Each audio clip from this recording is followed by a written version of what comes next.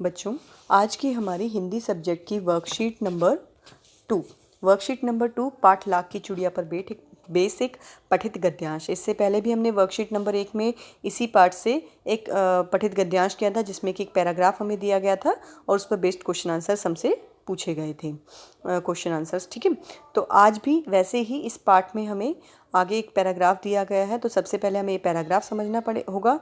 इससे पहले कि मैं आपको ये पैराग्राफ समझाऊं, आपको पिछले जो कहते हैं हमने वर्कशीट में पैराग्राफ समझा था उसके बारे में याद दिलाते हैं, जिसमें कि बदलू नाम का हमें एक मनिहार बताया गया था और लेखक जो है वो अपने मामा के गांव जाता है, जहां पर कि बदलू उसे लाख की रंग बिरंगी गोलियां बना कर देता है। और लेखक बदलू को जो है बदलू मामा कहना चाहिए, लेकिन उसे बदलू काका कहता था। पिछले पैराग्राफ में, पिछली वर्कशीट में हमने जो पैराग्राफ पढ़ा था उसमें लेखक के द्वारा बदलू जो चूड़ियाँ बनाता था, लाख की चूड़ियाँ बनाता था, उसको बनाने का तरीका, लाख को पिघलाने का तरीका, वो सब हमें बताया गया था। अब उससे आगे हमें ये पैराग्राफ दिया गया है, इसको समझते हुए हम आगे पढ़ेंगे। बदलू यह कार्य सदा ही एक मचिए पर बैठकर किया करता था। जो चूड़ी बनाने का काम है वो बदलू कहाँ किया करता था? एक मचिए पर। मचिए मतलब कि एक खाट पर बैठकर, जो बहुत ही पुरानी थी। बगल में उसका हुक्का रखा रहता था। बदलू के बगल में उसका हुक्का रखा रहता था। अगर आप पैराग्राफ को समझते हुए आगे पढ़ेंगे तो आपको उस पर बेस्ड क्वेश्चन के आंसर लिखने में कोई परेशानी नहीं होगी। इसलिए आप कोशिश करें कि पैराग्राफ को ध्यान से पढ़ें। जिसे वह बीच बीच में पीता रहता। गांव में मेरा दोपहर का समय अधिकतर बदलू के पास बीतता था। अब यहाँ पर मेरा कौन है? यहाँ पर मेरा लेखक के बारे में कहा गया है कि लेखक का गांव में जो अधिकतर समय था वो बदलू के पास ही बीतता था। वह मुझे लला कहा करता था। तो बदलू जो है, अगर आपसे प्रश्न ये किया जाए कि बदलू लेखक को क्या कहा करता, तो आप बता सकते हैं बदलू लेखक को लला कहा करता था। मेरे पहुंचते ही मेरे लिए तुरंत मचिया मंगा देता था। जो बदलू था वो लेखक के आने पर उसके लिए मचिया अर्थात बैठने के लिए खाट मंगा दिया करता था और घंटों में बैठे बैठे उसे इस प्रकार चूड़ियाँ बनाते देखता रहता था। लगभग रोज ही वह 4-6 जोड़े चूड़ियाँ बनाया करता था। पूरा जोड़ा बना लेने पर उसे बेलन पर चढ़ाकर कुछ क्षण चुपचाप देखता रहता। अब जो बदलू है वो अपनी चूड़ियाँ बनाने के बाद उसे बेलन पर चढ़ाया करता और फिर उसे कुछ क्षण तक चुपचाप देखा करता, मानो वह बेलन न होकर किसी नववधू की कलाई हो। तो बेलन पर जब कहते बदलू से चढ़ा लिया करता अपनी चूड़ियों को, तो वो उन्हें कुछ क्षण तक चुपचाप देखा करता, निहारता था। बदलू मनिहार था। अब यहाँ पर हमें आपको पता चल गया बदलू कौन था? मनिहार था। चूड़ियाँ बनाना उसका पैतृक पेशा था। तो चूड़ियाँ बनाने का जो काम था वो उसका पैतृक पेशा था, अर्थात उसके पूर्वज भी यही काम किया करते थे। वास्तव में वह बहुत ही सुंदर चूड़ियाँ बनाता था। उसकी बनाई हुई चूड़ियों की खपत भी बहुत ही थी। उस गांव में तो सभी स्त्रियाँ उसकी बनाई हुई चूड़ियाँ पहनती ही थी। जो उसकी खपत यहाँ पर मतलब कि उसकी मांग जो थी, तो बदलू की जो चूड़ियाँ थी उसको सब पसंद किया करते और सब उसकी जो मांग थी चूड़ियों की वो बहुत ज़्यादा थी और गांव में सभी स्त्रियाँ उसकी बनाई हुई चूड़ियाँ ही पहनती थी। आसपास के गांव के लोग भी उससे चूड़ियाँ ले जाते थे, परंतु वह कभी भी इसके बाद ये बता रहा है, परंतु वह कभी भी चूड़ियों को पैसे से बेचता न था। तो जो बदलू था वो अपनी चूड़ियों को पैसे में नहीं बेचता था, बल्कि उसका अभी तक वस्तु विनिमय का तरीका था। मतलब कि वो वस्तुओं के बदले अपनी चूड़ियाँ दूसरों को बेचा करता था, दिया करता था। और लोग अनाज के बदले, लोग उसे वस्तु के रूप में क्या दिया करते? अनाज दिया करते। अनाज के बदले उसे चूड़ियाँ ले जाते थे। बदलू स्वभाव से बहुत सीधा था। अब यहाँ पर बता रहे हैं कि बदलू स्वभाव से तो बहुत सीधा था। मैंने कभी भी उसे किसी से झगड़ते नहीं देखा। हाँ, शादी विवाह के अवसर पर वह अवश्य जिद पकड़ जाता था। तो बदलू जो था वो शादी ब्याह के अवसर पर जिद पकड़ा करता था। वैसे तो अपने जोड़े को, अपने चूड़ियों को, वो लाख की चूड़ियों को जो है सिर्फ वस्तु विनिमय के माध्यम से ही तरीके से बेचा करता था, लेकिन शादी ब्याह के अवसर पर वो जिद पकड़ जाता था। जीवन भर चाहे कोई उससे मुफ्त चूड़ियाँ ले जाए। अब यहाँ पर कह रहा है कि जीवन भर, अर्थात वो चाहे किसी इंसान को जीवन भर तक मुफ्त चूड़ियाँ बेचता हो, लेकिन शादी ब्याह के अवसर पर वह सारी कसर पूरी कर लेता था। यहाँ पर कसर पूरी कर लेने का मतलब है कि वो पूरा हिसाब बराबर कर लिया करता, अर्थात उस जोड़े की जो वो है अच्छी खासी वो कीमत वसूल किया करता था। कसर निकाल लेता। आखिर सुहाग के जोड़े का महत्व ही होता है। क्यों निकाल लिया करता? क्योंकि उसका जो जोड़ा था वो इतना सुंदर था और शादी ब्याह के अवसर पर उसके जोड़े को पहना जाया करता था। जो कहते हैं नववधू थी वो पहना करती, तो उसका महत्व भी कुछ अलग ही था। मुझे याद है मेरे मामा के यहाँ किसी लड़की के विवाह पर जरा सी किसी बात पर बिगड़ गया था। ये बता रहा है लेखक कि उसके मामा के वहाँ कोई विवाह था, शादी थी जिसमें कि वो जरा सी बात पर बिगड़ गया और फिर उसको मनाने में लोहे लग गए थे। लोहे लग गए थे मतलब कि बहुत मेहनत करनी पड़ी थी। विवाह में इसी जोड़े का मूल्य इतना बढ़ जाता था कि उसके लिए उसकी घरवाली को सारे वस्त्र मिलते।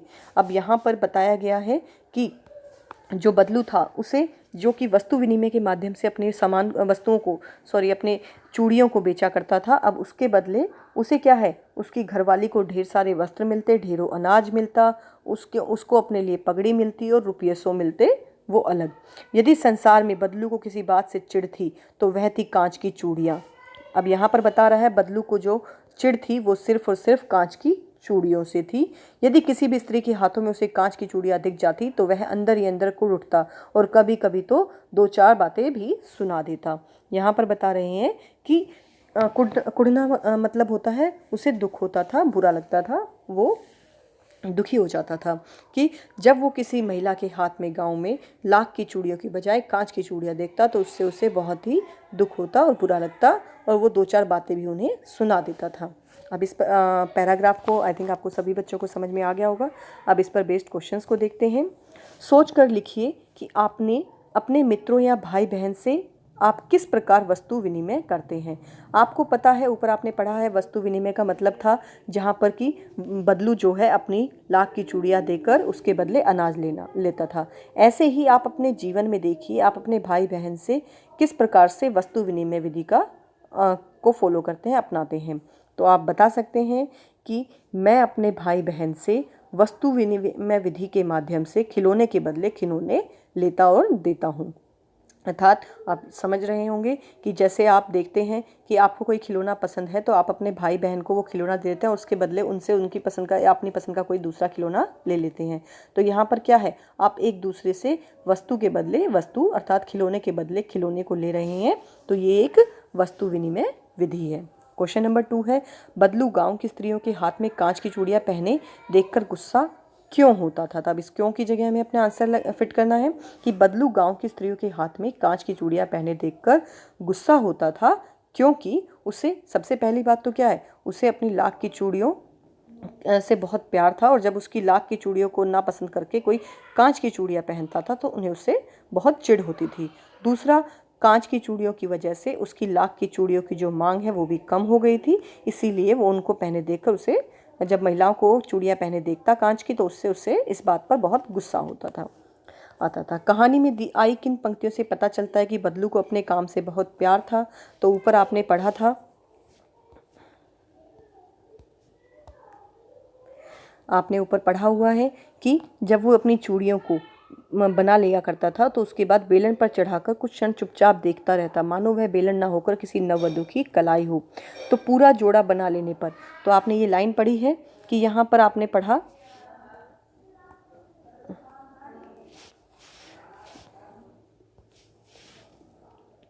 ये लाइन हमने पढ़ी कि पूरा जोड़ा बनाने के। तो आप बता सकते हैं जैसे कहानी में आई तो आप कहेंगे निम्नलिखित पंक्तियों से पता चलता है कि बदलू को अपने काम से बहुत प्यार था। यहाँ से हम ये लाइनें लेंगे, किन की जगह हम आंसर लिख देंगे, निम्नलिखित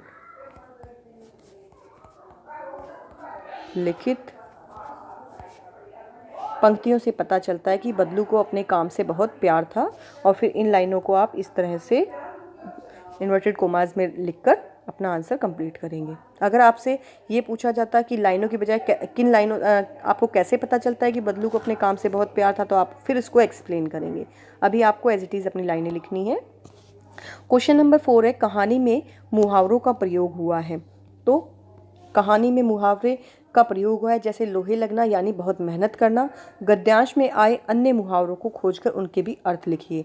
तो आपने लास्ट में 2 लाइनें पढ़ी हैं जिसमें वो कह रहा है अंदर ही अंदर कुढ़ उठता था, दूसरा 2-4 बातें भी सुना देता। तो अंदर ही अंदर कुढ़ जाना मतलब कि गुस्सा होना। तो आप इसका अर्थ बता सकते हैं, ये आपका पहला मुहावरा हो गया। नंबर 2 है 2-4 बातें सुना देना, इसका मतलब होता है कड़वी बात बोलना। तो ये 2 मुहावरे आपके इधर दिए गए हैं। इससे अलग सारी कसर निकाल लेना, एक ऊपर आपको दिया गया है सारी कसर निकाल लेना, ये आपका तीसरा मुहावरा है जिसका अर्थ है पूरा हिसाब बराबर करना। अब क्वेश्चन नंबर 5 है, आप छुट्टियों में जिनके घर जाते हैं उनके घर की दिनचर्या आपके घर से अलग कैसे होती है।